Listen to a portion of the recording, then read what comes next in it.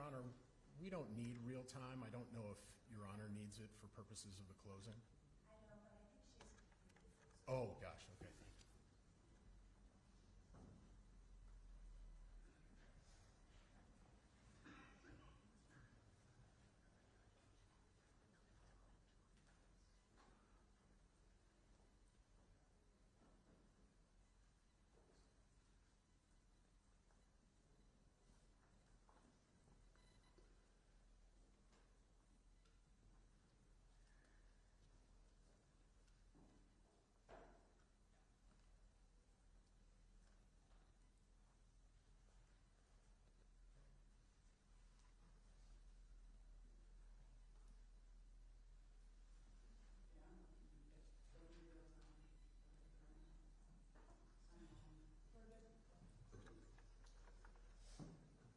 Good afternoon, welcome back. We are here for the continued Colorado Revised Statute 1-1-103 hearing in the matter of Anderson versus Griswold with the interveners, the Colorado Republican State Central Committee, and Donald J. Trump, case number 2023-CV32577. May I have entries of appearances starting with the petitioners? Your Honor, Sean Grimsley with Eric Olson, Jason Murray, Martha Tierney, and Mario Nicholas for petitioners. Great. Good afternoon, Your Honor. On behalf of President Trump, Scott Kessler, with me is Mr. Jeff Bloom and Mr. Justin Moore. Good afternoon, Your Honor. I'm Ben Sisney. I'm here with Nathan Molker in person. Jane Raskin, also with the American Center for Law and Justice, is here remotely. Also here with Michael Melito of Melito Law and Bob Kitzmiller of Podol and Podol. Great, thank you.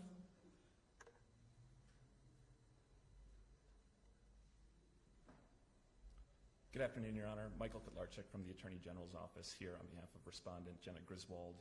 With me today is Secretary of State Jenna Griswold and Deputy Secretary of State Christopher Beal. Great. Have we, among council, talked about the order? I'm assuming we're starting with the petitioners, and then what's next? I would assume that the Secretary of State would go next because I would imagine that the interveners would probably want to respond. Okay. Does that work for you, Mr. Kessler? That works fine, Your Honor. And then we just have one question for the time allotment. Does President Trump and the Colorado Republican Party get split, or does the Colorado Republican Party get, I think they have maybe 10 minutes of additional time? I'm not going to cut anybody off, so let's just proceed. Okay, well then with that, we'll probably ask the Colorado Republican Party to go first because they have some airline transportation issues. And then we'll back up. Nothing for me to decide on the airline transportation issues.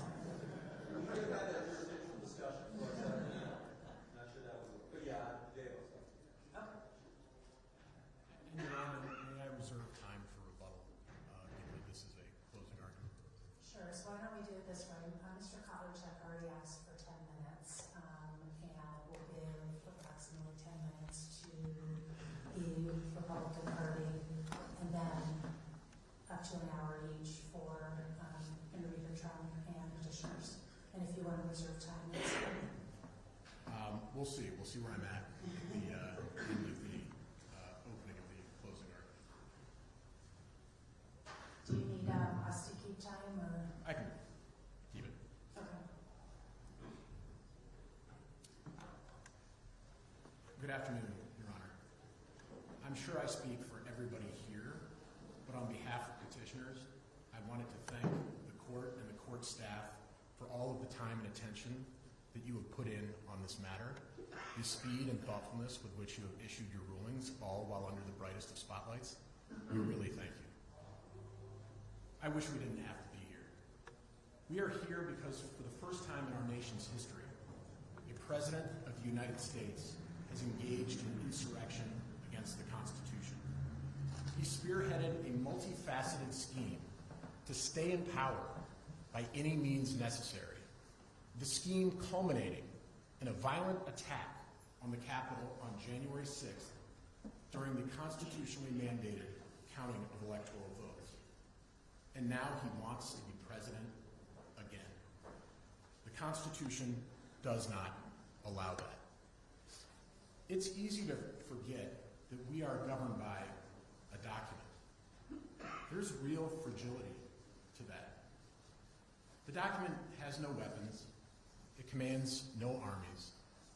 Section 3 of the 14th Amendment is one of the few self-defense mechanisms that that document has. And it stands for the unremarkable proposition that a person who takes an oath to support the Constitution and then turns around and attacks it cannot be allowed to take the oath a second time. Such a person has proven themselves untrustworthy and incapable of ensuring that we remain a country ruled by law and not by men. Through his actions and his actions alone, Donald Trump has disqualified himself from ever holding office again. I've got some slides here. I also have a board over here, Your Honor. I'm sorry, I had to put it way over there. I didn't want to block anybody. This is a slide that we used in opening. I've tweaked it a little bit. These are the 4 elements that we said we would prove and that we have proven. I'm going to talk about the first 3 today. I understand the Secretary of State is going to talk about the 4th one. And over here again we have a board, and I'll be referencing that. The first element, that President Trump took an oath as an officer of the United States to support the Constitution. There's no dispute that President Trump took an oath. There's a stipulation to that. We all know that. Now, President Trump, I expect, is going to argue that he was not, as president, an officer of the United States, or that his presidential oath was not one to support the Constitution. I'll address those incorrect arguments later. Element 2, January 6th was an insurrection against the Constitution. And there really isn't that much in the way of dispute here either. That's likely why President Trump waited until the very end of a 177-page findings of fact and conclusions of law to make the argument. And like I said, we have a board, Your Honor. Over on this board is the standard, and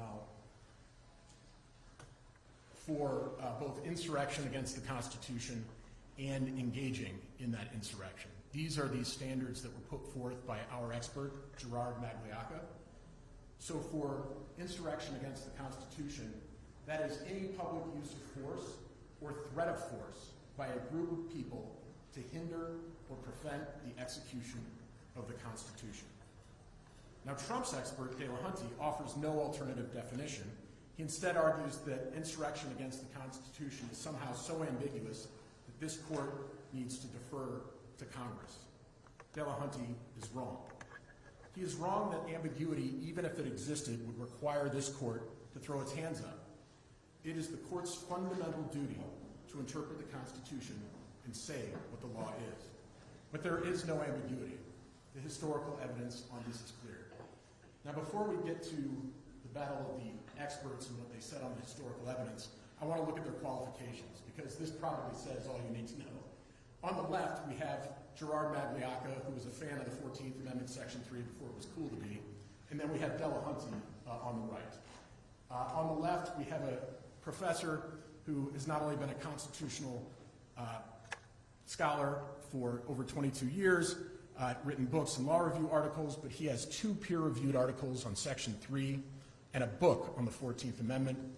He has Section 3 literature that's been cited by 2 federal courts, the Congressional Research Service, and he has testified and been found to be an expert before this case in court on Section 3 of the 14th Amendment. Delahanty, by contrast, one of the first answers on cross-examination was that he was not claiming to be an expert in the history of Section 3 of the 14th Amendment. Now, the historical evidence in support of Professor Magliocca's definition is just as clear as the qualifications when you look at the balance. So Professor Magliocca points to a number of historical sources: the Whiskey and Fries insurrection, which would have been well known at the time of the framing, dictionary definitions of insurrection, jury and grand jury charges, and the code of war that was used by the Union Army during the Civil War. And again, on the right-hand side, what do we have? Delahanty asking this court to throw its arms up because insurrection is somehow too ambiguous. Magliocca is correct. The January 6th events easily meet the definition of insurrection against the Constitution. There was a large group of people that attacked the Capitol on January 6th. This is from Officer Danny Hodges. There were thousands, I would say. The size of the mob was the greatest weapon. And that's on the right, a photo still from the video from the camera atop the Capitol that day. Here's testimony from Officer Pingen. There were thousands of people coming towards the Capitol along Pennsylvania Avenue. So it wasn't just the folks who were at the Capitol to begin with.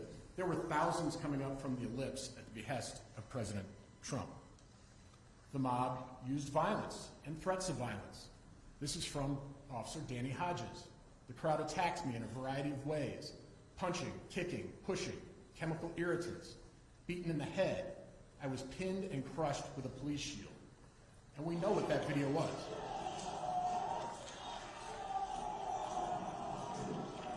This is from Officer Hodges' body cam outside the Capitol.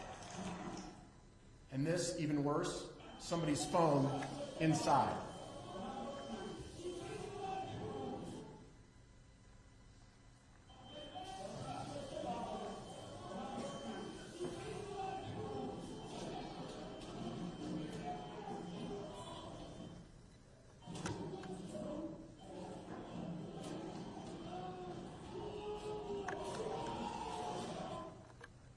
And this from Officer Pingen.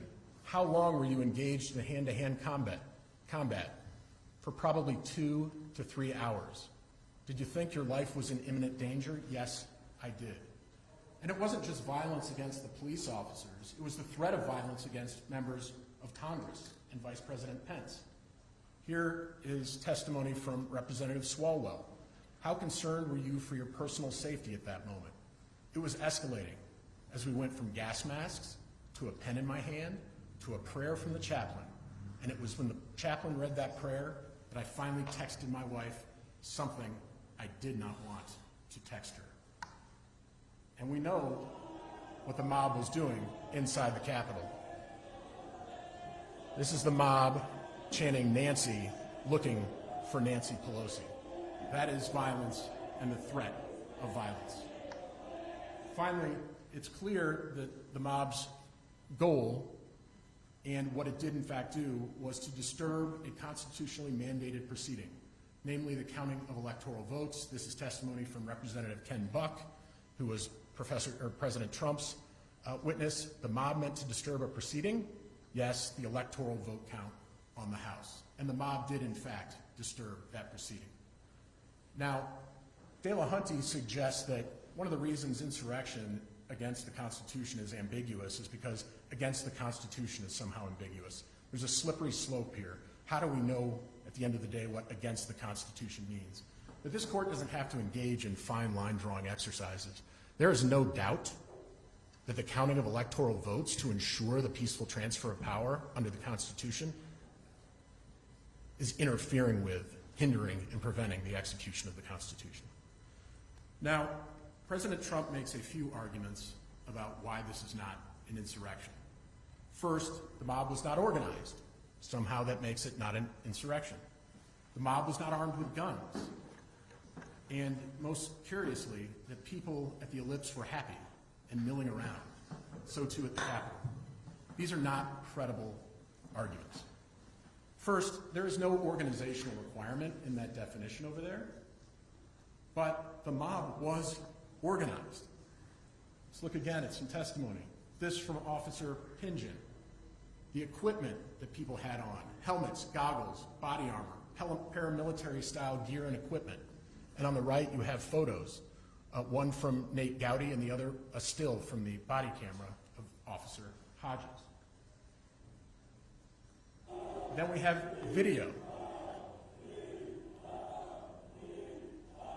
Coordinated attack on the Capitol, working together to try and get in to the portico on the right side where all of those officers are. Fight for Trump.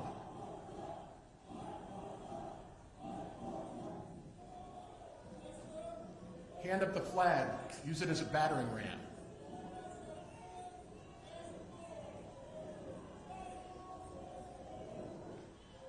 And you remember when Officer Hodges was testifying about fighting with the crowd and how a person came up to him and said, you need to watch out, people are coming up from the back? Here's what Officer Hodges had to say. This indicated to me that there was pre-planning, coordination, and that they were intentionally encircling the U.S. Capitol.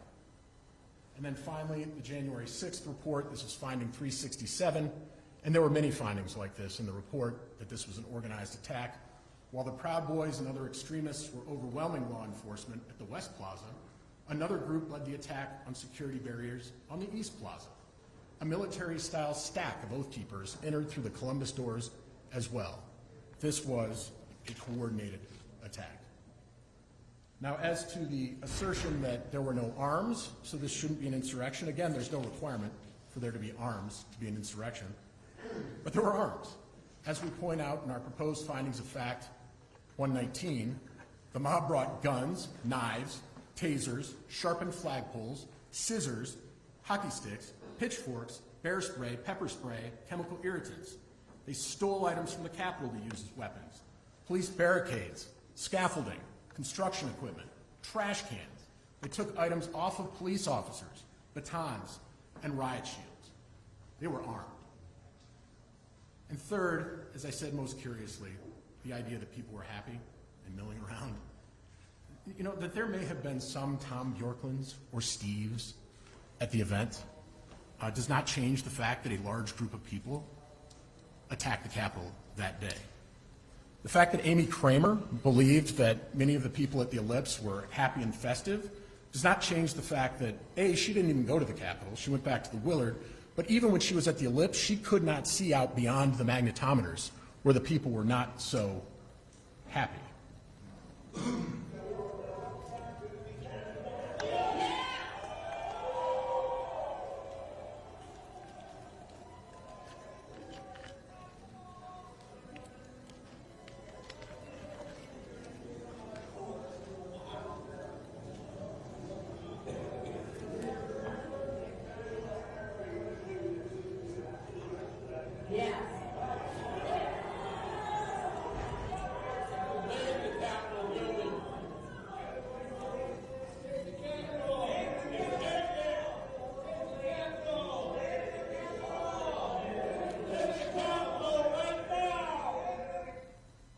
That is almost certainly why what I've just gone through, in the immediate aftermath of January 6th, there was bipartisan agreement in both the House and the Senate that the January 6th attack was a violent insurrection.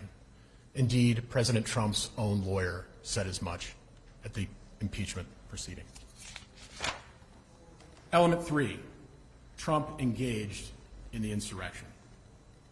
Now, I point back to the board again, and we have on it Professor Magliocca's proposed definition of what constitutes engaging in an insurrection against the Constitution. Any overt and voluntary act in furtherance of an insurrection against the Constitution, including words of incitement, done with the intent of aiding and furthering the common unlawful purpose. Now here, the dispute between Magliocca and De La Hunty really comes down to one thing, and that's what De La Hunty says: in order to engage, you have to have actually taken up arms. That incitement is not enough. But Magliocca, again, has the better of the argument. Here we have the comparison, again, on the left, Magliocca. He's got the first and second Attorney General opinions. Now, those are significant because A.G. Stanberry was the person interpreting and guiding the Union Army in the South on what the conduct would satisfy the disqualification provisions of Section 3. There were early Section 3 cases in which this was the definition of insurrection, that it did not require actually taking up arms. There were the pre-Civil War cases, and these are particularly instructive because there, treason was at issue, levying war, and in those cases, incitement was sufficient. And then there were the congressional cases, you'll remember, where the House refused to sit certain members. One of them was the man John Brown, young Brown from Kentucky, who wrote an op-ed. The other was, I think, Philip Thomas from Maryland, who gave $100 to his son, who was going off to join the Confederate Army. There is no requirement that one actually take up arms. The only thing Delahunty has on his side is the Confiscation Acts, which were a criminal statute at the time that made it illegal to engage in or incite an insurrection. He says because incite was used there, it wasn't used in Section 3, then it must not be part of Section 3. But he ignores that that's a criminal statute, and those are often far more specific than the Constitution, as Magliocca testified. Otherwise, we'd have a 100-page long Constitution. But more than that, he provides absolutely no evidence, contrary to what you see on the left, that anybody who was drafting Section 3 believed that incitement was somehow insufficient. He's pointed to no evidence suggesting that anyone drafting Section 3 was relying on the Confiscation Acts. And he never explains why it would make sense, given the goal of Section 3 to require taking of arms. The people that the framers of Section 3 were most concerned with were the leaders of the Civil War, of the Confederacy, Jefferson Davis, people who never took up arms. That's why, even in 1872, when Congress gave blanket amnesty from Section 3 to most Confederate soldiers, it withheld that amnesty from the leaders of the Confederacy, including Jefferson Davis. There's no requirement that somebody actually take up arms. Incitement is more than sufficient. Trump's actions constitute engaging in an insurrection against the Constitution. Now, there is no question at all that he took many overt and voluntary acts that furthered the insurrection. He summoned the mob to D.C. This is a slide we used in opening, and it shows all of the tweets that he sent out between December 19th, Will Be Wild, and his Fight for Trump video, and January 6th. But he also gave them their common purpose. And this is a slide we have not shown. And believe it or not, this is not all the tweets that he sent out dealing with election fraud. But from November 4th to January 6th, he sent out all these tweets. He made numerous speeches where he claimed there was election fraud, repeated assertions of a stolen election. Now, beyond that, he focused his supporters and the mob's attention on Vice President Pence. Here's just one example of a tweet. This is from the morning of January 6th. States want to correct their votes, which they now know were based on irregularities and fraud. All Mike Pence has to do is send them back to the states, and we win. Do it, Mike.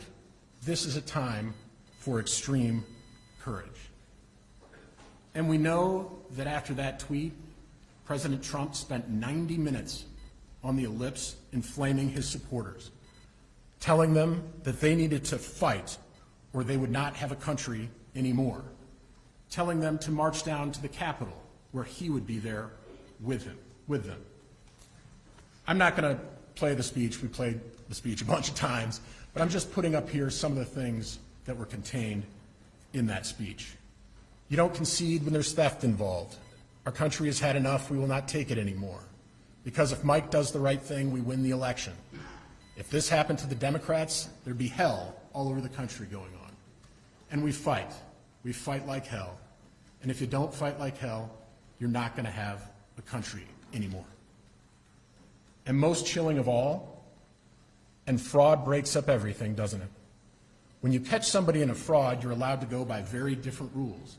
So I hope Mike has the courage to do what he has to do, and I hope he doesn't listen to the rhinos and the stupid people that he's listening to. What could that mean other than a call to lawlessness or violence? You go by very different rules. Now, you don't need to take my word that this was a call for violence or lawlessness. Professor Simi came in and testified. He was an expert and is an expert on political extremism, including how extremists communicate. And in fact, this court qualified him as an expert to testify on his interpretation of January 6th, vis-a-vis his expertise in extremism and extremist communications. Here's what he had to say about the ellipse speech.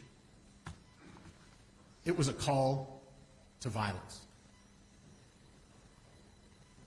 Now, Trump asserts that his language was not a call to violence. He was just using strong political rhetoric. The word fight, even though he used it 20 times, was just metaphorical. He said peacefully and patriotically once, so how on earth could he possibly have been encouraging violence or lawlessness? Well, Professor Simi explained why. Trump did not conjure his rhetoric out of nowhere. He did not just happen to choose language that would resonate with his far-right extremist supporters. He knew precisely what he was saying based on a 5-year history of call and response, where he would either call for violence and then not condemn it, or there would be violence and he would actually praise it. Now, you recall that my colleague, Eric Olson, during the redirect had the flip chart, and he wrote up some of the episodes of the call and response, and there were about 5 there. There are a lot more than that, and we put that in our proposed findings of fact. But I want to go over it quickly, just so Your Honor can see.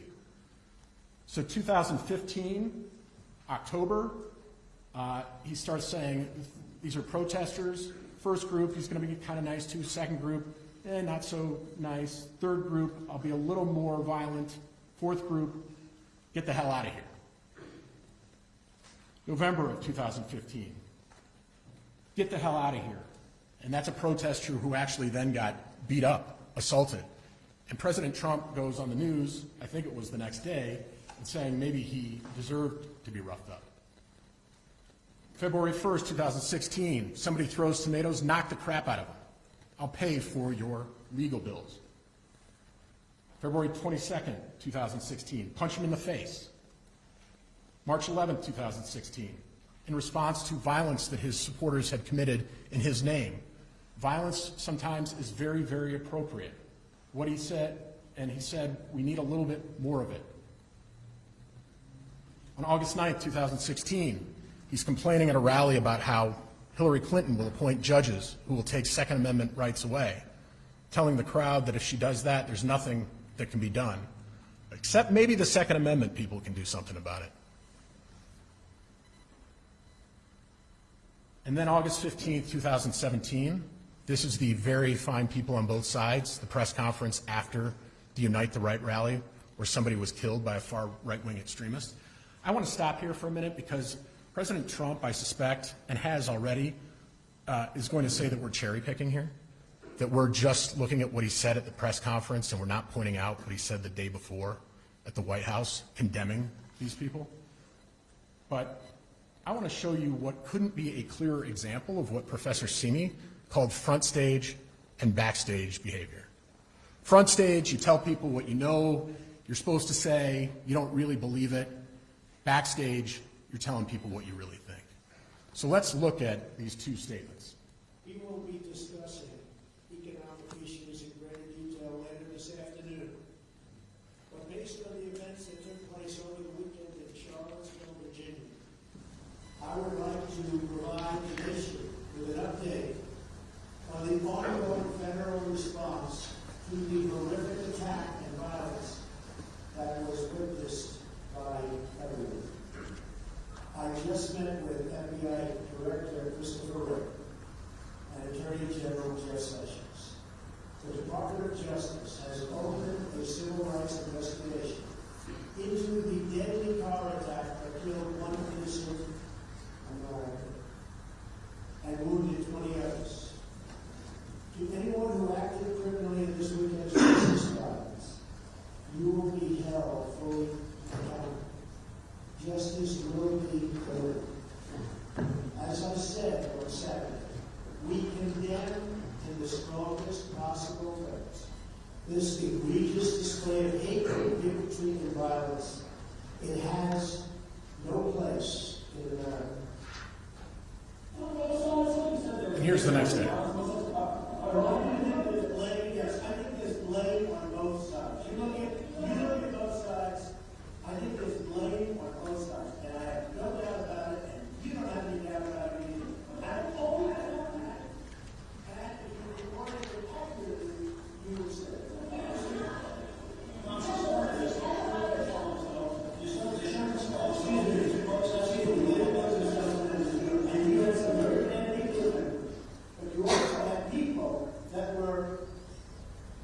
can't find people on both sides. You have what Trump really believes clearly on the right, and teleprompter Trump on the left. It's not surprising then that after the press conference, leading lights in the white supremacist movement actually publicly thanked Donald Trump for his statements. David Duke, longtime neo-Nazi Klansman Richard Spencer, Andrew Anglin, the founder of the Daily Stormer, which is some horrific media board that deals in anti-Semitic and other xenophobic tropes. So back to the call and response. He praises in October of 2018 a politician who body slammed somebody, a reporter, I think. Somebody at a rally in May of 2019 says to shoot migrants, makes a joke, says you can only get away with that in the Florida Panhandle. Michigan, some far-right extremist supporters stormed the Michigan Capitol, and I think were squatting there. And rather than condemn them, he writes a tweet, "The governor of Michigan should give a little and put out the fire. These are very good people. See them, talk to them, make a deal." Then there were the protests in Minneapolis after the George Floyd murder. And President Trump says, when the looting starts, the shooting starts. On September 29, 2020, stand back and stand by, is the crowd plays. October 30th, there's the Trump train that surrounds the Biden-Harris bus in Texas, slowing it down, pushing it off the road, injuring people. And rather than condemn it, President Trump says, "I love Texas," and jokes that they were just protecting Biden's bus because they're so nice. And then we have, as we all remember, after the election, December 1st, 2020, election official Gabriel Sterling making a public statement calling on President Trump to condemn his supporters who are threatening election workers in Georgia. He says that somebody's going to get hurt, somebody's going to get killed. President Trump, please do something. Now, did President Trump condemn them? No. Did he do nothing? No. He retweets it and doubles down on his claims of election fraud. He is, I wouldn't even call it tacitly, approving of what his supporters are doing and what prompted Gabriel Sterling to give his message. The Olymp speech fits this pattern to a T.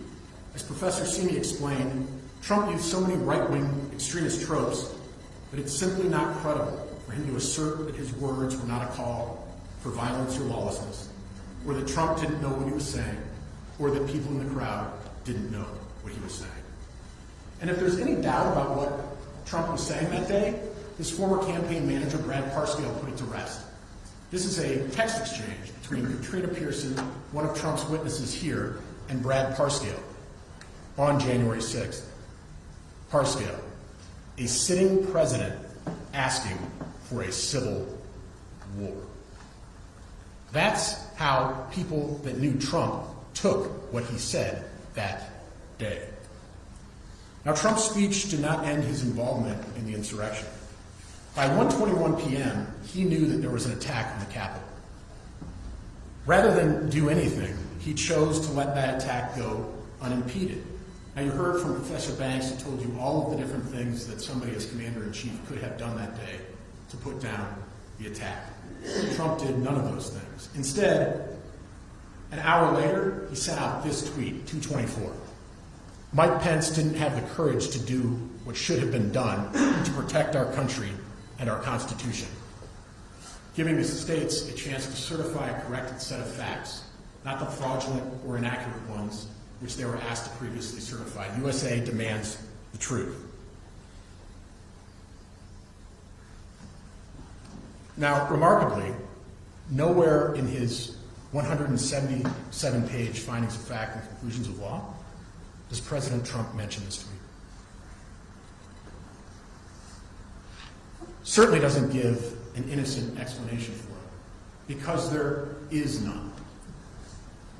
But simply ignoring the evidence won't make it go away. The tweet had its predictable effect.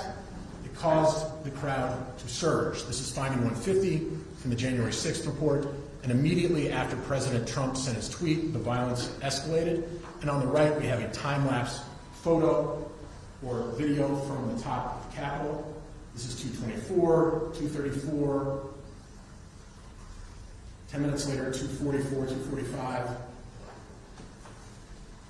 And then I think that's 2:57. Given all of this, there's no question that Trump committed overt acts in furtherance of the insurrection. Oh, these are the two tweets that he does cite in his findings of fact and conclusions of law. This is the 338 or the 238 tweet and the 313 tweet, which he says somehow absolve him of his conduct that day because he says, stay peaceful, remain peaceful. There are a lot of problems with that argument. First, it doesn't change the 224 tweet. Second, there's nothing in either of those tweets telling his supporters to actually go home. And while he does say support law enforcement, he doesn't say support the people that he had sicked the mob on, namely the vice president or Congress. And not surprisingly, those two tweets had absolutely no effect on the mob. Finding 134 from the J6 report, neither of these tweets had any appreciable impact on the violent rioters. Given all of this, there is no question that Trump engaged in overt involuntary acts in furtherance of the insurrection. As Professor Sini testified, how confident are you in the conclusion that Donald Trump played a central role leading these events? Very confident. The only dispute that really may exist on this is whether Trump acted with the requisite intent that day. Now, the parties disagree about what the intent requirement is for engaging in insurrection and to what extent Brandenburg applies coming in from the First Amendment. We addressed those in our briefing, so I'm not going to talk about that today. I'm just going to assume, for purposes of today's argument, that President Trump's intent standard applies, that the Brandenburg incitement intent standard applies. And the reason I'm comfortable doing that is because the evidence of intent is so overwhelming here. Trump did not give his lip speech that day in a vacuum. It was the last step in a multi-pronged attempt to stay in power by any means necessary. It started back in August of 2020 when the polls didn't look like they were going his way. He starts saying the only way we're going to lose is if the election is rigged. Election night, after Fox News calls Arizona for President Biden, President Trump, rather than go out and concede gracefully, tells America that the election is being stolen. He then turns to the courts, where he files bogus lawsuit after bogus lawsuit, using lawyers like Rudy Giuliani and Sidney Powell to lead the charge. He lost 61 out of 62 lawsuits. The only one that he won in Pennsylvania had no appreciable effect on the outcome of the election. And he did it all while knowing from his top advisors, this is finding 36, that the election fraud allegations were nonsense. Now, when he summoned the mob on December 19th with his Will Be Wild tweet, he had run out of court challenges. His only hope was this fake elector scheme and stopping the certification of electoral votes.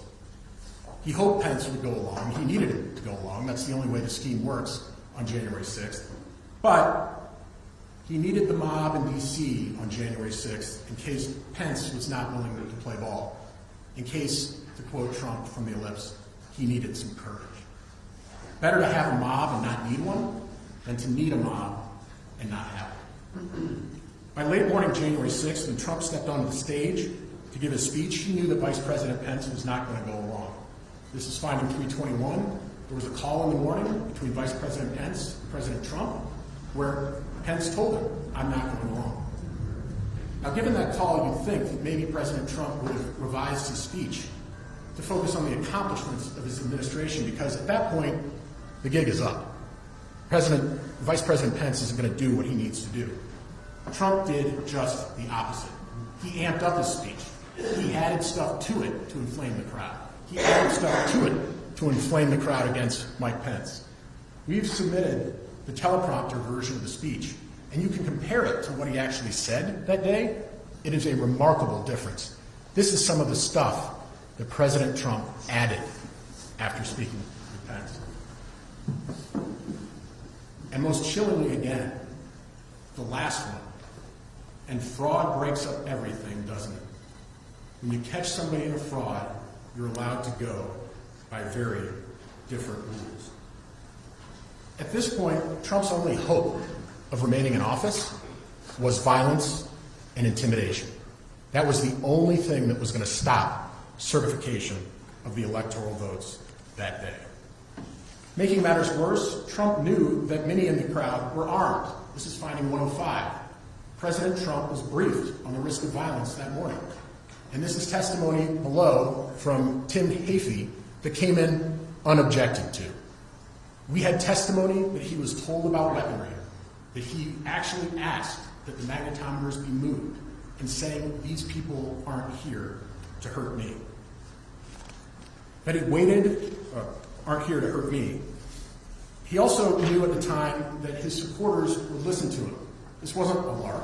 He admitted just earlier this year on CNN how his supporters... But when it was clear to you that they were not being peaceful, you saw them rushing the Capitol, breaking windows, they were hitting officers with flagpoles, tasing them, beating them up. When it was clear they weren't being peaceful, why did you wait 3 hours to tell them to leave the Capitol? They listen to you like no one else. You know that. They do. I agree with that. So, if there was any, again, doubt about his intent that day, you need look no further than what he did after the speech. On the left, we have things that Professor Banks say Trump could have done as commander-in-chief to deal with the riot or the attack that day. He did none of them. That was intentional. That was deliberate inaction. How do we know it was deliberate inaction? This is a tweet he sent out just the day before, January 5th, warning Antifa to stay out of Washington. Law enforcement is watching you very closely. And then he tags the Department of Defense and all of those federal law enforcement authorities. The fact that he did not mobilize those same authorities when it was his supporters attacking the Capitol makes clear that he supported them and intended for what they were doing. Intended for them to do what they were doing. Now, there was the 224 tweet. We've already talked about that. And I want to repeat again on the 224 tweet. There is no innocent explanation for that tweet. Why, when the Capitol is under attack, Congress and Vice President Pence are in that Capitol under duress, you send out that tweet? He waited another 2 hours almost before he sent anything telling his supporters to go home. And that was a statement at 4:17 p.m. Did he condemn? Oh, and by the way, it was not until it was obvious to him that the attack would actually fail that he put out this statement. He waited 3 hours to tell people to go home. And this is a finding from the January 6th report, finding 331. It was not until it was obvious that the riot would fail that he told people to go home. The fact that he waited until it was obvious that his plan would not succeed tells you everything you need to know about his intent. And when he finally did, he didn't condemn the attackers, he praised them. I know you heard. We had an election that was stolen from us. It was a landslide election, and everyone knows it, especially the other side. But we have to go home now. We have to have peace. We have to have law and order. We have to respect our great people in law and order. We don't want anybody hurt. It's a very tough period of time. There's never been a time like this where such a thing happened, where they could take it away from all of us, from me, from you, from our country. This was a fraudulent election, but we can't play into the hands of these people. We have to have peace. So go home. We love you. You're very special. You've seen what happens. You see the way others are treated that are so bad and so evil. I know how you feel. But go home and go home in peace. This fits the 5-year call and response pattern that Professor Simi talked about to a T. 2 hours almost later, he sends out a tweet, again not condemning, saying, "Go home with love and peace. Remember this day forever." That's intent. And I forgot to add earlier that Trump also, while all of this was going on, the attack, rather than do anything to call it off or stop it, he was calling members of Congress to lobby for them to object to the certification of the election. He was taking advantage of the duress he had created by summoning that mob on the Capitol. This is intent. I know you. And if that all were not enough, look no further than what he was telling people while he was at the Capitol that day. This is finding 150 in the J6 report.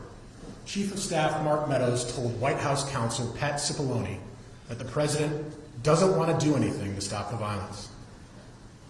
Evidence developed in the committee's investigation showed that the president, when told the crowd was chanting "Hang Mike Pence," responded that perhaps the vice president deserved to be hanged. And President Trump rebuffed pleas from Leader McCarthy to ask that his supporters leave the Capitol, stating, "Well, Kevin, I guess these people are more upset about the election than you are."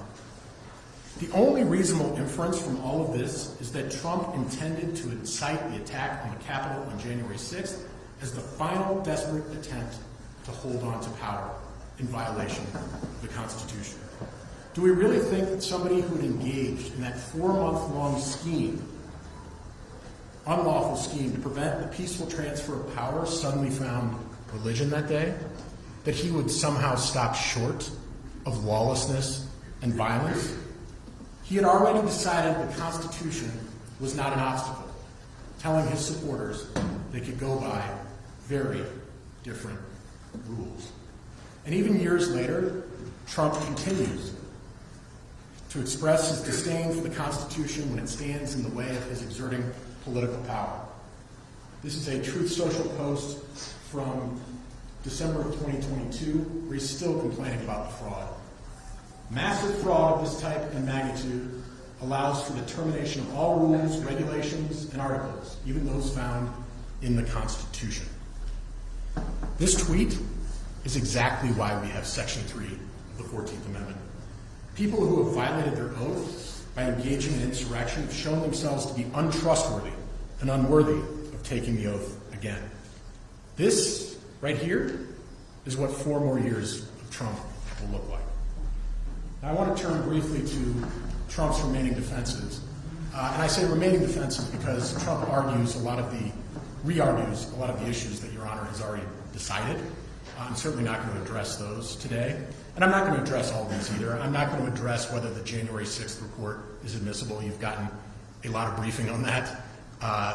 You conditionally admitted it. The testimony during the hearing did not change the predicate requirements for admissibility. I'm also not going to talk about Trump's inaction, whether it could constitute engagement, but to say we agree that courts generally should not be second-guessing the chief executive and whether he or she uses force. But this was no normal situation. President Trump lit the fire that was the attack on the Capitol. He alone had the powers and authorities to put that attack down. He violated his duty, which Professor Banks pointed out, to protect this country's national security. But even if inaction could not constitute itself engagement, we've got many other acts on his part, it certainly bears directly on President Trump's intent that day. So I want to start with the argument that Section 3 somehow does not apply to the president because he's not an officer or because the oath is not one to support the Constitution. First, Delahunty never explains why it would make sense to exempt the most powerful and hence most dangerous of all elected officials from Section 3's reach. And that's because it doesn't make sense. And the historical evidence, again, is clear. Section 3 was meant to apply to a president. And this, again, is Professor Magliacco versus Professor Delahunty. We have the Attorney General opinions, early Section 3 cases, 19th century proclamations, congressional debates, grand jury charges, dictionary definitions. And Delahunt relies instead on a technical understanding of what President of the United States or Officer of the United States may have meant in the original Constitution, pointing almost exclusively to the Appointments Clause, which really doesn't apply because that clause talks about other officers of the United States.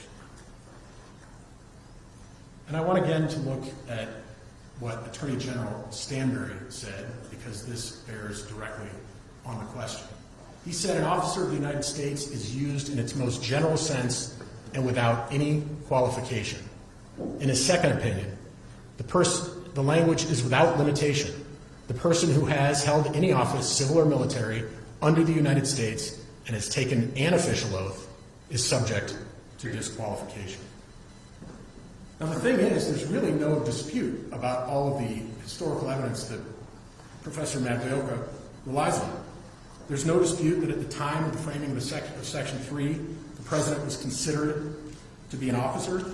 No dispute that the 39th Congress regularly referred to the President as an officer. No dispute that the courts in contemporary jury charges did the same. No dispute that Attorney General Stanbury thought so. No dispute that the common understanding of the word defend in the oath to protect, preserve, protect, and defend meant support. There's no dispute that the presidential oath itself in the Constitution requires swearing to faithfully execute the office of the President of the United States. And there's also no dispute that when Trump's not in this courtroom, but a different courtroom in New York, where it suits his interest there, he argues that the President is an officer of the United States. This is from the briefing that President Trump submitted in the New York case regarding an issue of removal. It says the President is an officer of the United States.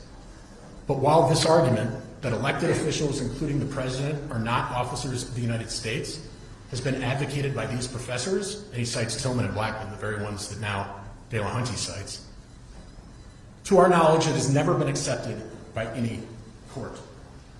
And as to this argument about the Appointments Clause cases somehow suggesting that the President is not an officer of the United States, here's what Trump argued in a different courtroom.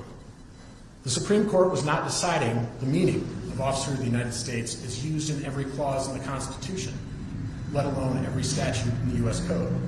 Obviously, the President cannot appoint himself. So, other officers of the United States must be a reference to non-elected officials. This stray line in Free Enterprise Fund, the recent Justice Roberts case, says nothing about the meaning of officer of the United States in other contexts.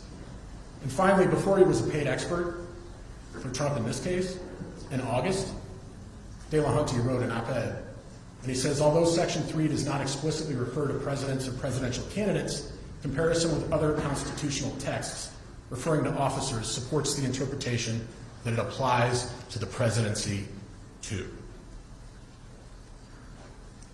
The next defense is a First Amendment defense, and I'm not going to spend a lot of time on that. The only reason I'm addressing it at all is that President Trump seems to think that that is a get-out-of-jail-free card. And like I said, we have a lot of arguments about why the First Amendment doesn't apply the way that Trump says it does here. The 14th Amendment is a co-equal amendment to the Constitution. If you engage in insurrection, that's sufficient. The First Amendment has nothing to say about it. There are other First Amendment exceptions that apply here. The employment exception, which, oh, by the way, is the one that allows you to require people to take oaths. The speech in furtherance of a crime exception, that would apply here. But as I said, we'll just assume that Brandenburg applies. And there are three requirements for Brandenburg.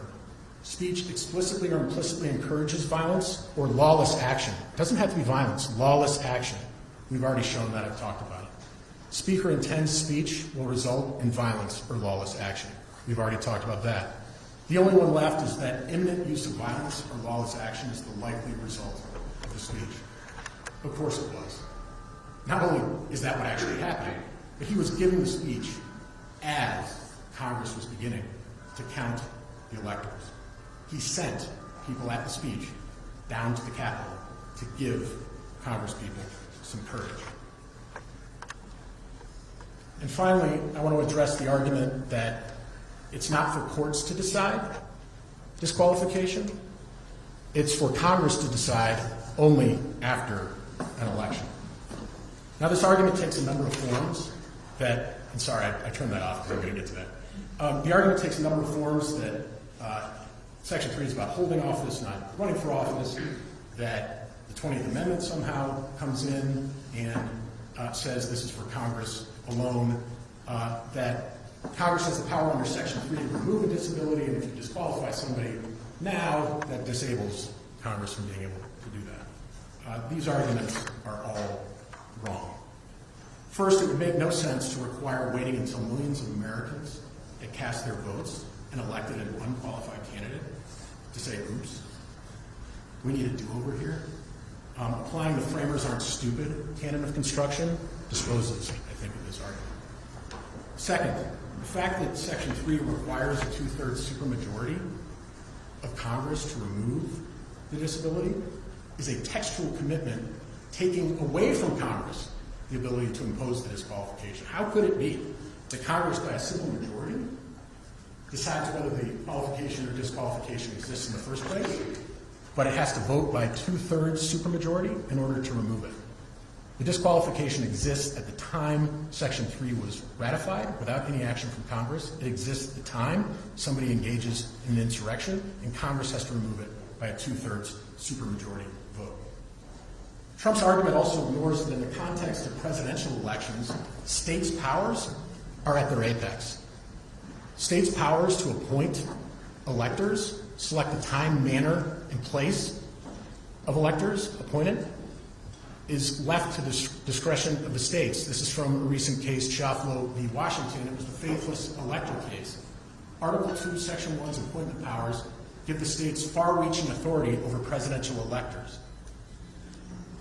The court has described that clause as conveying the broadest power of determination over who becomes an elector. Given the textual commitment of choosing electors to states, states are well within their rights to protect against wasting their electoral votes by keeping a disqualified candidate on the ballot. And then, now Justice Neil Gorsuch said as much in Hassan. He said, a state's legitimate interest in protecting the integrity and practical functioning of the political process permits it to exclude from the ballot candidates who are constitutionally prohibited from assuming office. Fourth, the historical evidence is not with Trump. As I said, the disability existed at the instant Section 3 was ratified. That's why people began applying for amnesty right away. That's why courts began right away enforcing it. And Trump's argument, again, would prove too much. Courts in Colorado, California, other states have long ruled that presidential and other candidates are ineligible because of federal constitutional requirements, such as being too young, not being a natural-born citizen.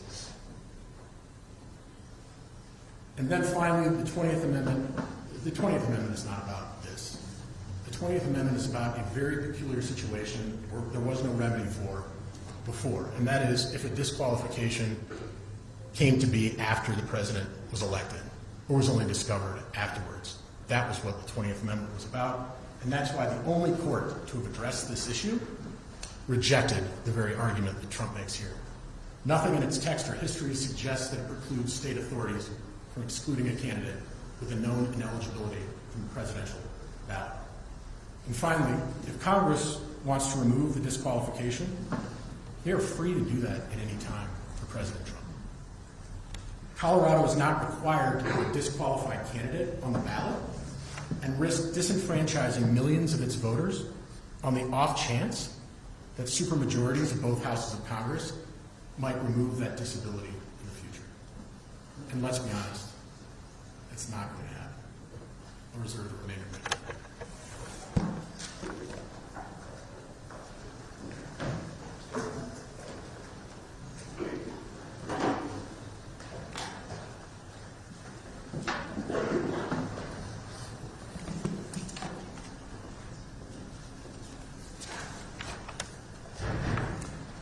Good afternoon, Your Honor. May it please the Court. Michael Kotlarczyk on behalf of Colorado Secretary of State Jenna Griswold.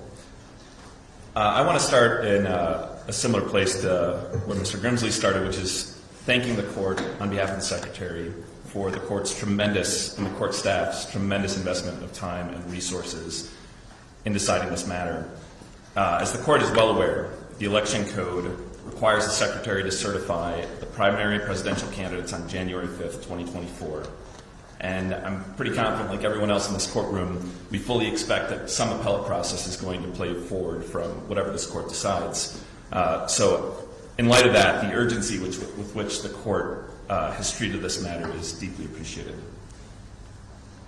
Fundamentally, Your Honor, this case poses two questions. Number one, did former President Trump incite an insurrection on January 6, 2021 within the meaning of the 14th Amendment, such that he is disqualified from holding that same office again? And number two, if so, does the Colorado Election Code permit him to appear on the presidential primary ballot? As we have stated throughout these proceedings, the Secretary has presented no evidence or argument concerning the first question as to whether President Trump incited an insurrection on January 6th. The Secretary has deferred to the other parties to present their evidence on that issue and leaves that matter in the court's capable hands to resolve. Instead, as Colorado's chief election official, the Secretary in this proceeding has focused on the second question and sought to provide the court with guidance as to the meaning of the Colorado Election Code in this unprecedented situation. And it is to that matter that I'll direct my brief remarks today. In his proposed findings, former President Trump argues that neither the Secretary nor the court have the authority to keep disqualified candidates off the ballot. We disagree, and to understand why he is wrong, Your Honor, we need to start with the ballot itself. The purpose of a ballot is to elect candidates to office, as the Supreme Court held in the Timmons case that we cited in our papers. And this is true for presidential primaries as well. In the case of a presidential primary, ballots serve to allocate delegates for a party nominating convention, but in either case, ballots are what voters use to select their candidate. Having candidates who are ineligible to serve in the office they seek frustrates that purpose. As the Supreme Court stated in Anderson v. Celebrezzi at 460 U.S. 780, as a practical matter, there must be substantial regulation of elections if they are to be fair and honest, and if some sort of order, rather than chaos, is to accompany the democratic process. The voters of Colorado recognized these principles when they adopted Proposition 107, creating the statewide presidential primary in 2016. Section 1-4-1201 of which was enacted in Proposition 107, states that the presidential primary process should, quote, conform to the requirements of federal law. This, of course, includes all of the requirements of the United States Constitution. And Section 1-4-1203, 2A, states that, quote, each political party that has a qualified candidate entitled to participate in the presidential primary election pursuant to this section is entitled to participate in the Colorado presidential primary election. So to conform Colorado's presidential primary process to federal constitutional requirements, if the court concludes that former President Trump is disqualified from holding the office of president under the 14th Amendment, the court should order him to be excluded from the ballot. The contrary view expressed by former President Trump would produce an unreasonable outcome and would disenfranchise Colorado's voters, both of which outcomes are disfavored by Colorado law. According to his view, neither the Secretary nor the court could exclude, for example, an 18-year-old who submits the necessary paperwork to be president, or someone who is not a native-born citizen. But such candidates could never serve as president. So no valid purpose is furthered by including them on a ballot. As then Judge Gorsuch stated in the Hassan case, Colorado has a legitimate interest in ensuring that only qualified candidates are certified to the ballot. And it's the legitimate interest that we seek resolution of in this matter, Your Honor. So from the perspective of the Election Code, and specifically Section 11113, the question is whether it would be a breach or neglect of duty or other wrongful act if the Secretary certifies a disqualified candidate to the ballot, and whether the court can enter an order directing the exclusion of such a candidate. Under 1-4-12041, the Secretary is responsible for certifying names to the presidential primary ballot, and the code clearly imposes a duty on the Secretary to exclude certain candidates from the presidential primary ballot. And I'm citing here, Your Honor, to Section 1-4-501, which is made applicable to the presidential primary process through 1203. The Secretary has to exclude any candidate from the ballot who fails to swear or affirm under oath that he or she will fully meet the qualifications of the office, if elected, a candidate who is unable to provide proof that he or she meets any of the requirements of the office related to residency, or who the Secretary herself determines is not qualified to hold the office based on residency requirements. Importantly, a presidential primary candidate who is disqualified under Section 3 of the 14th Amendment is no more entitled to appear on the ballot than one who fails to meet any affirmative qualification for the office of president. To hold otherwise would be contrary to the electorate's and the General Assembly's express intent that only qualified candidates may participate in Colorado's presidential primary, and that the Secretary of State's certification of such candidates must conform to the requirements of federal law. To effectuate that intent, the Election Code creates an express cause of action under 1-4-12044 for any challenge to the listing of any candidate on the primary election ballot under Section 11113. And that's the provision, of course, that the petitioners here have invoked. When these provisions of Colorado law are read together and harmonized, as they must be, they authorize this court to act if an election official breaches or neglects a duty or commits or is about to commit another wrongful act. Now, as the Colorado Supreme Court has recognized, other wrongful act is broader than just those acts that are breaches of duty. Former President Trump is thus wrong when he says on page 37 of his proposed findings that the court only has jurisdiction under 113 if the Secretary has a mandatory duty to act in a particular way under the Election Code. Other wrongful act is broader than a mandatory duty to act in a particular way. And in light of the need for the presidential primary process to conform to federal law and for only qualified candidates to participate in the primary, it would be a wrongful act within the meaning of 113 for the Secretary of State to certify a candidate to the ballot who is disqualified under Section 3 of the 14th Amendment. In his proposed findings, the former president also makes much of the lack of historical precedent for the Secretary to exclude a candidate from the ballot for failing to meet constitutional requirements. Your Honor, the Secretary readily concedes that this is an unprecedented situation. But the absence of evidence on this point is by no means evidence of absence. The Secretary frequently must confront unprecedented situations when administering Colorado's elections. Before the 2016 presidential election, the Secretary of State had never been confronted with rogue presidential electors in the Electoral College. But when the former Secretary was, a division of this court decided that the provisions of the Election Code that binds the votes of such electors was valid and enforceable. Before the 2020 presidential election, election officials in Colorado and across our nation had never before confronted widespread, baseless claims of a stolen election. But when they were, those claims were heard and disposed of by numerous state and federal courts. To be sure, Your Honor, we live in unprecedented times, but the rule of law still controls, and that rule gives courts of general jurisdiction like this one, empowered by the Colorado Election Code, the full power and authority to consider and decide legal disputes like the one presented here.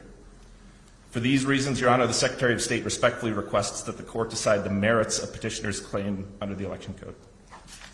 Thank you.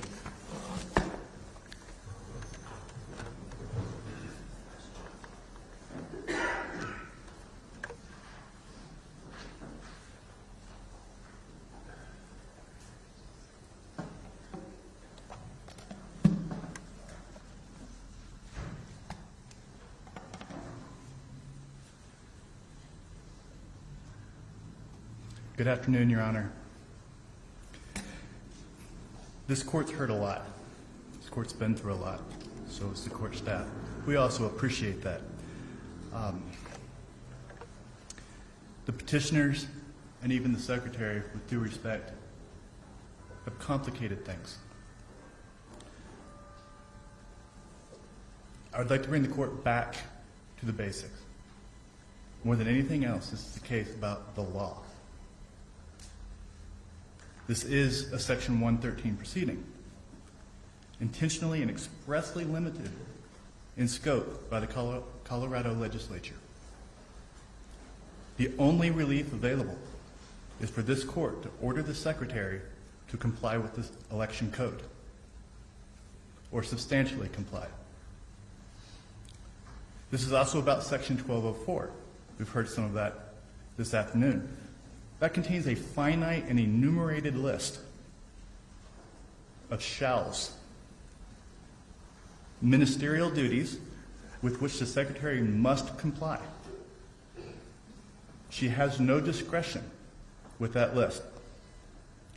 The Colorado Election Code does not contemplate, actually it does not even allow a discretionary role for the Secretary in determining extra statutory qualifications in usurpation of the major political party's will. It includes no vesting of such authority. It gives her no budget for such a pursuit. It sets no guardrails. Her duty is the shalls.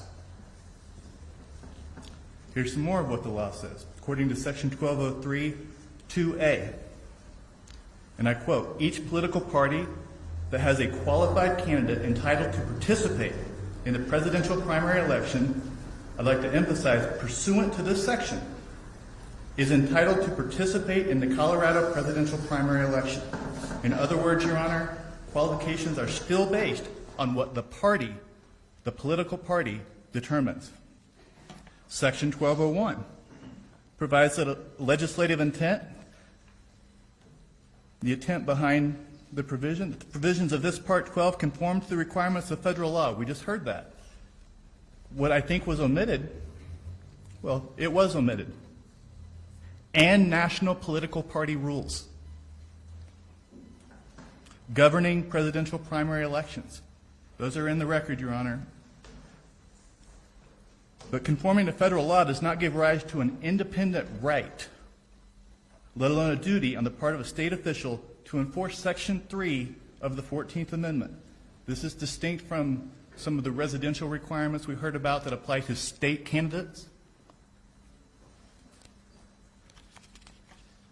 In fact, the Secretary's representative, Ms. Rudy, acknowledged that the Secretary's role in the ballot qualification process has been, as a practical matter, ministerial.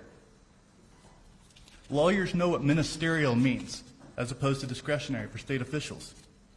Her responsibility under the Election Code is to either confirm that a candidate is affiliated with a major political party, according to the statute, and is a bona fide candidate, pursuant to that party's rules, or, alternatively, to confirm that the candidate submitted a properly notarized candidate statement of intent. Ministerial, nothing else, just that. That's uncontroverted evidence from the Secretary's representative. It is the political party that's vested with the power to determine its bona fide candidate, not the Secretary. I run the risk of belaboring that point, Your Honor, but that's a very important point in this case. I'd like to direct the court. I won't read it all for the sake of time. Day 3, direct examination of Hillary Rudy, page 116, lines 3 through 7. This one I'd like to read. Question: what does it mean to be a bona fide candidate? Answer: I don't know what that means to the party. From our perspective, it means that the party approves that that candidate represents the party. Day 3, direct examination of Hillary Rudy, page 97, lines 17 through 21. I quote, our office looks at the information provided in the affidavit itself, and if the affidavit is complete and we have no affirmative knowledge that any of the information is incorrect, then we would qualify that candidate to the ballot. Later, Ms. Rudy confirms the ballot access team does not do, any investigation beyond the review of the paperwork to ensure it's accurate and complete, to review the party's paperwork to ensure that the approved box, as opposed to the disapproved box, is checked. That's day 3, page 108, lines 10 through 13. There's a few more that the court heard that I'll move past for now. The Secretary's representative conceded the role for the office is ensuring that the required paperwork is completed. not determining whether substantive affirmations of constitutional qualifications are accurate. Again, nothing in the statute gives her that authority. Such a pursuit certainly requires guardrails, standards, a budget, restraints, due process protections. It's not in the code. It's not in the code that 113 authorizes this court to order that the Secretary can substantially comply with the code. That's it. Obviously, the questions this court is grappling with today are at issue in other states around the country. It's not a secret. While, of course, not binding on this court, Your Honor, both Minnesota and Michigan, courts have recognized the same principles. We're submitting to you here today the limitations of election code, state election code.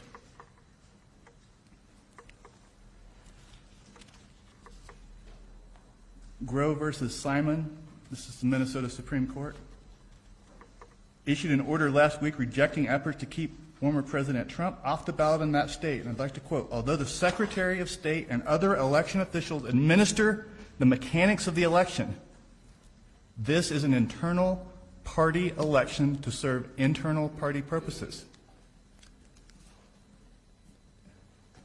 That opinion has been filed of record as a notice of supplemental authority.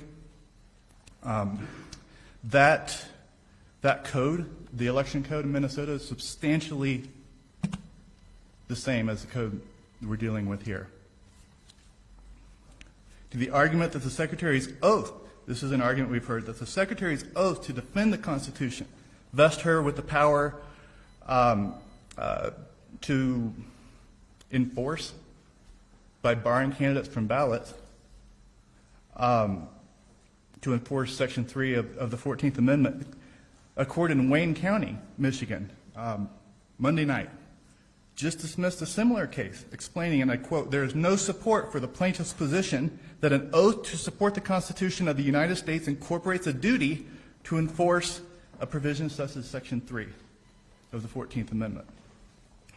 I submit to the court respectfully, nothing in the election code of Colorado does either.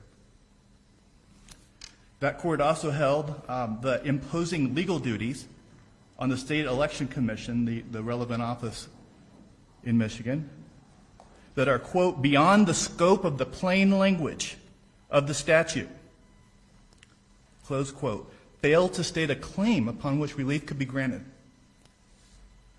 They were asking the court to infer something into the election code so that the state official could enforce it. This court has heard the same argument here. I just would like to emphasize, Your Honor, beyond the scope of the plain language of the statute. I recall in the Secretary's brief, the omnibus brief, the Secretary admitted that the statute does not explicitly vest her with the independent authority, I believe is how it went. But instead, they're asking the court to infer it into the code.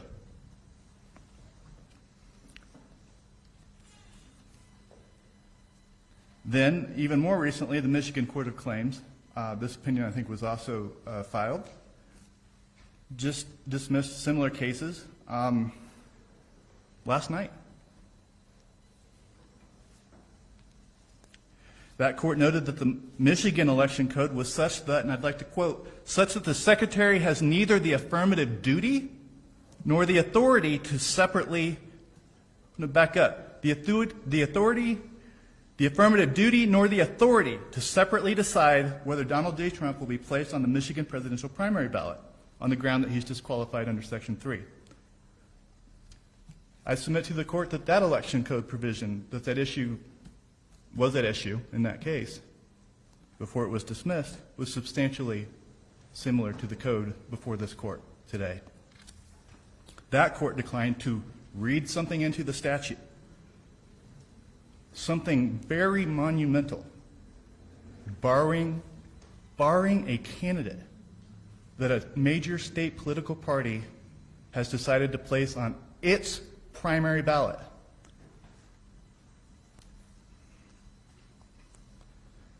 Now, even if this court were to find a way past the limitations of Section 113, 1204, neither the Minnesota nor Michigan courts did when they faced an analogous state law framework, this court will still be faced with the issue of interpreting the 14th Amendment.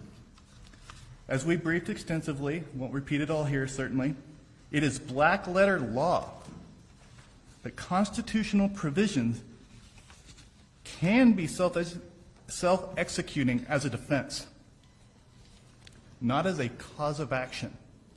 Very different. To start, the 14th Amendment as a whole does not create a cause of action. I'd like to refer the court to the United States Supreme Court opinions cited on pages 68 and 69 of our proposed findings and conclusions. There's one I'd like to read, for example, Ownby versus Morgan, 256 U.S. 94 at 112. It cannot rightly be said that the 14th Amendment furnishes a universal and self-executing remedy. Section 5 of the 14th Amendment confers the enforcement power on Congress to determine, and I quote, whether and what legislation is needed to, close quote, enforce the 14th Amendment. That's Katzenbach versus Morgan, 384 U.S. 641 at 651. There's a series of circuit cases we've cited. Mr. Sisney, I specifically said at the end of the last hearing that if the state party wanted to have time with the oral arguments to ask for it, Secretary of State's asked for it, the Colorado Republican Party didn't, then at the beginning of this hearing you did, and I said you could speak, and I said it would be limited to 10 minutes, which is what the Secretary of State did. You're now at 13, and it's just getting late, and I think Mr. Gessler has a lot of time, and all of this has been briefed, and so if you wouldn't just mind wrapping up, I'd really appreciate it. Yes, Your Honor, I apologize. Thank you. Certainly. In Bush versus Gore, the United States Supreme Court held that a state court's order to determine the intent of a voter violated the Equal Protection Clause, in part because, I quote, the absence of specific standard to ensure its equal application. That absence rings loudly here. What standards will guide the Secretary's pursuit that they are asking this court to order her to do? The Republican Party of Colorado respectfully urges this court to deny all the relief sought by the petitioners, dismiss their petition, and enter an order declaring that the Secretary must comply with the code as written, not as certain people wish it to be. This is the law. Thank you, Your Honor. Thank you, I appreciate it. Now, Mr. Gessler, let's start up at 35 after, since we've already been going for almost an hour and a half. Let's just take a quick bathroom break, okay? We'll start with you at 4:35, and you'll get your full amount of time. Thank you, Your Honor.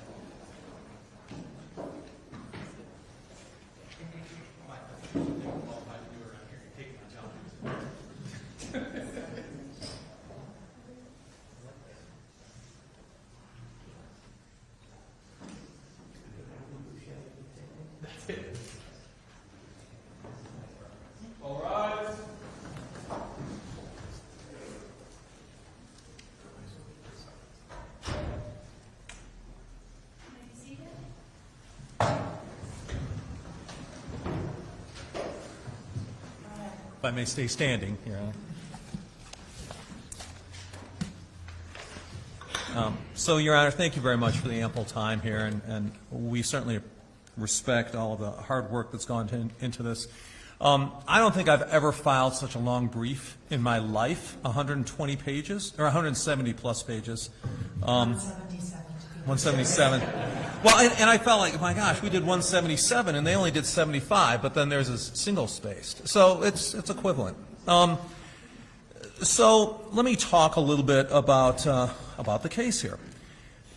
What this case, after we've looked at the evidence, after we've completed this 5-day hearing, I think what this case comes down to is whether or not the court is going to file the January 6th report. This case is about the January 6th report, to be frank. And what the petitioners have done is they have taken the January 6th report and tried to get this court to accept it as evidence, to accept its conclusions, to accept its logic into this case. Basically, they took the January 6th report, they pulled a handful of witnesses from the January 6th report to testify. They pulled curated and frankly, in some instances, edited videos from the January 6th report. They had Professor Simi rely on the January 6th report. They had Professor Magliocca rely on the January 6th report in some of his application. They've cited the January 6th report. They've relied on it 67 times in their findings of fact, and referred to it another 4 times. And they've asked this court to endorse 96 findings. Findings, I would almost say, is a somewhat, shall we say, charitable characterization. It's 96 conclusions. It's 96 opinions. It's 96 pieces of reasoning that the January 6th presented. And so what I would say is that the petitioner's case, the foundation of it is rotted. It is a rotten foundation. The January 6th report was originally used for political purposes as sort of a election issue, and that has failed. I mean, like it or not, for the authors, President Trump remains a viable and in many instances considered a leading candidate for the presidency. The authors of the January 6th report attempted to use it to get criminal charges, certain criminal charges filed against President Trump. That failed. Those criminal charges, for example, incitement of an insurrection, those were never filed. And now the petitioners are trying to use the January 6th report to get it into evidence. Excuse me one moment, Your Honor. I need to turn on my timer of all things. I'll subtract a few minutes, don't worry. 35, so it's right there. Okay. And really, at the end of the day, it is a rotted foundation, and it is another attempt at the January 6th, using the January 6th report to limit people's ability to vote. The other technique that they've used, of course, is talking about violence. Anything that smells of violence, that smacks of violence, is all sort of in cahoots with one another. It's violence. Violence is insurrection. That's bad. And so President Trump is responsible for all of it. The third tool they use is relying on Professor Simi at length, and I'll discuss that. He studied far right-wing extremists, and the goal is to take that small group of people and apply to everyone and infer intent to President Trump, frankly, without evidence, especially when Professor Simi specifically disavowed that he addressed President Trump's intent. But they want to rely on that anyway. So I'm going to talk a bit about the January 6th report. Petitioners didn't, but I think it's pretty important, and we will talk about that because this court has conditionally admitted it. And so although the decision of admission has already taken place, this court should not place weight upon these findings absent evidence at this hearing to support those findings. And there's a lot of those problems where there's these sort of findings, as I put in scare quotes, without evidence to support it. I'm going to talk a little bit about the legal standards, and I will lightly revisit the jurisdictional arguments. We've briefed those, obviously pretty thorough. I'll try and be brief on those, but I will say this. The petitioners are asking this court to do something that has never been done in the history of the United States. It's not been done when Horace Greeley ran for president. It's not been done when Eugene Debs ran for president. It's not been done for any presidential candidate in the history of our republic. And the evidence doesn't come close to allowing this court to do it this time as well. And with respect to this court's jurisdiction, I would note that since this case has been filed, there have been 3 directly on-point cases, one from New Hampshire, the Supreme Court, one from Minnesota, the Supreme Court, one from a court in Michigan. This is in addition to all of the other courts that have dismissed this. And those cases have directly addressed and refuted, or I should say ruled directly against, several of the petitioner's jurisdictional arguments. So I think the court should look at that reasoning and consider what perhaps I think was fairly characterized as an emerging consensus here within the judiciary across the United States.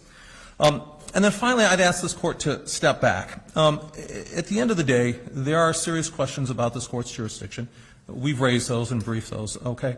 But I'd also submit that we're talking about whether a presidential candidate of the United States committed an insurrection, engaged in an insurrection, and we're going to try and decide this issue based on a 5-day hearing, and you've heard our concerns about the procedures of this hearing.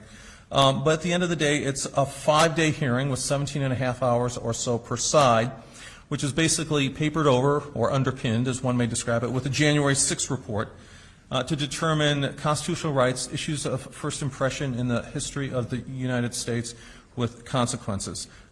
I submit that this court, as the Michigan court said, no matter